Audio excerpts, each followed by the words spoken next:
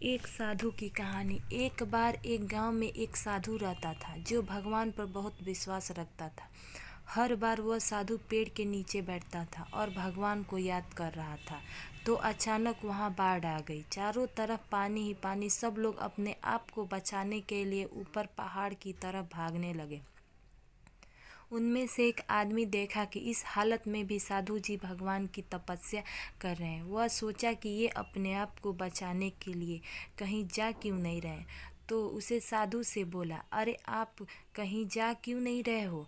आप भी मेरे साथ ऊपर पहाड़ की तरफ चलो, नहीं तो डूब जाओगे। साधु बोले, अरे हमें क्या होगा? मैं भगवान की इतनी तपस्या करता हूँ, मुझे कुछ नहीं हो सकता। मुझे भगवान अपने आप बचाएगा। साधु से कहा, अरे पानी आपके कमर तक आ गया है। धीरे धीरे पानी साधु के कमर तक आ गया। अब लोग वहाँ से नाव लेकर निकले तो उनमें से एक ने साधु से कहा, अरे पानी आपके कमर तक आ गया है, आप हमारे साथ चलो चलो। तो साधु ने कहा कि नहीं नहीं, भगवान मुझे अपने आप बचाएगा। और वह नाव वाला भी वहाँ से नाव निकल गया। कुछ देर बाद पानी इतना बढ़ गया कि साधु के सर तक पहुँच गया और अब लोगों को बचाने के लिए हेलीकॉप्टर निकालने लगे। एक हेलीकॉप्टर साधु के पास आया, जो कि आखिरी हेलीकॉप्टर था। साधु के पास नीचे रस्सी फेंकी और बोला, इसे पकड़ो और ऊपर आ जाओ, नहीं तो आप डूब जाओगे। यह आखिरी हेलीकॉप्टर है और आपके पास में दूसरा कोई रास्ता नहीं है बचाने के लिए। साधु ने कहा, यह रस्सी वापस ऊपर खींच लो और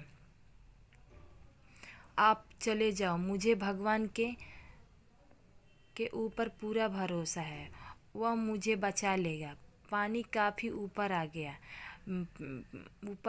पेड़ डूब गया और साधु की भी डूबने से मौत हो गई। मरने के बाद साधु भगवान के पास गया और बोला, हे भगवान, मैंने पूरी ज़िंदगी आपकी तपस्या की, मेरा सारा जीवन आपकी आराधना करने में लगा दिया, फिर भी इतने भरोसे के साथ इंतज़ार किया था कि तुम मुझे बचाने आओगे, लेकिन वहाँ मेरी डूबकर मौत हो गई और तुम नहीं आए। ऐसा क्यों? भगवान बोले, अरे मूर्ख इंसान, एक नहीं 3 बार आया था। वो 3 बार मैं ही तो था। पहला पैदल, दूसरा नाव के द्वारा और तीसरा हेलीकॉप्टर के द्वारा। लेकिन तुमने मेरा एक भी अवसर पहचान नहीं पाया। पता नहीं किसका इंतज़ार कर रहा था। इस तरह से ज़िंदगी में हमें ऊपर वाला बहुत से मौके देता रहता है, लेकिन हम सब उस मौके को ठुकरा कर पता नहीं किस चीज़ का इंतज़ार कर रहे होते हैं कि वो होगा कभी, तभी करूँगा। और इस बात पर अड़े रहने से एक वक्त के बाद वो मौका हाथ से निकल जाता है और हमें कुछ नहीं कर पाते। तो किसी भी अच्छे समय का इंतज़ार मत करो। जो भी करना है आज और अभी